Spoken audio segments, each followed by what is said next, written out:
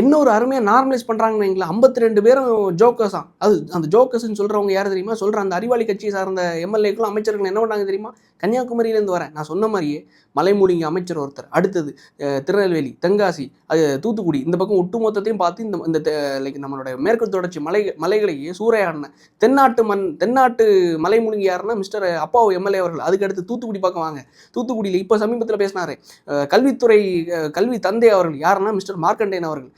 எலும்பு உடச்சுருவேன்னு சொன்ன rowdyism MLA. அதுக்கடுத்து மிஸ்டர் கேஆர் நேயர் அவர்கள் திருச்சி பக்கம். அவர் என்ன பண்ணார் தெரியுமா?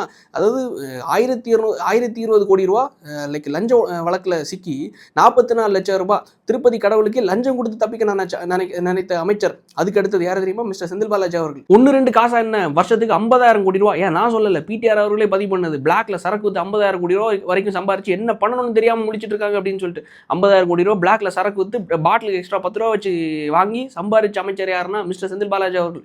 5 வருஷத்துல 2.5 லட்சம் கோடி ரூபா தமிழ்நாட்டோட கடன்ல கிட்டத்தட்ட 15-20% அடைச்சிடலாம் அந்த பணம் இருந்துச்சுன்னா. இதெல்லாம் இங்க இப்பேற்பட்ட பணத்தை, இப்பேற்பட்ட மக்கள் பணத்தை வசூல் பண்ணது யாருன்னா, அழகா சிறப்பாக ஹேண்டில் பண்ணது யாருன்னா நம்ம உச்சாத்துறையோட அமைச்சர், சாரி இந்த டாஸ்மாக் துறையோட அமைச்சர். லைக் வந்து போலீஸ் இடி வந்தா போதும் எனக்கு உச்சா வருதுன்னு சொல்லிட்டு லைக் தப்பிக்கக்கூடிய உச்சாத்துறை அமைச்சர். அதுக்கடுத்து யார் தெரியுமா? மிஸ்டர் பொன்முடி அவர்கள். நின்றுட்டு பண்றதா படுத்துட்டு பண்றதா அப்படிங்கிற அமைச்சர். அதுக்கடுத்து மிஸ்டர் ஏவவேலு அவர்கள் பாலம் முழுங்கி அமைச்சர்.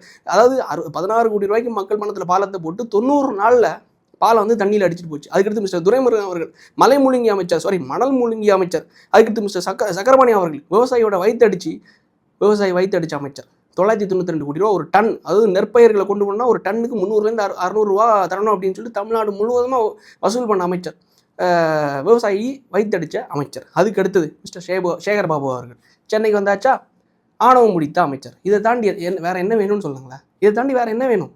அதாவது இந்த ஒன்றும் தெரியாத எம்எல்ஏஸை புதுசாக எலெக்ட் ஆகிருக்காங்க. விஜயா அவரோட ஃபேஸ் வேல்யூ வச்சு எலெக்ட் ஆகிருக்காங்க. இவங்க எல்லாரையும் ஜோக்கர்ஸ்ன்னு சொல்லிட்டு ஒரு நரேட்டிவ் செட் பண்ணிட்டோம்னா மக்களோட மனதிலையும் இது பாருங்க தற்கொலைகளை தான் செட் பண்ணி தவறுகள் நடக்குது. ஆனால் இருந்தாலும் இந்த லட்சக்கணக்கான கோடிகளை இந்த 5 வருஷத்தில் சம்பாதிச்ச அமைச்சர்களை மாதிரி இவங்களை நம்ம வந்து குற்றம் சொல்ல முடியாது, குற்றம் சொல்லவே முடியாது. புதுசாக வந்திருக்காங்க. அண்ணாமலை அவர்கள் சொன்ன மாதிரி வாய்ப்பு கொடுங்க.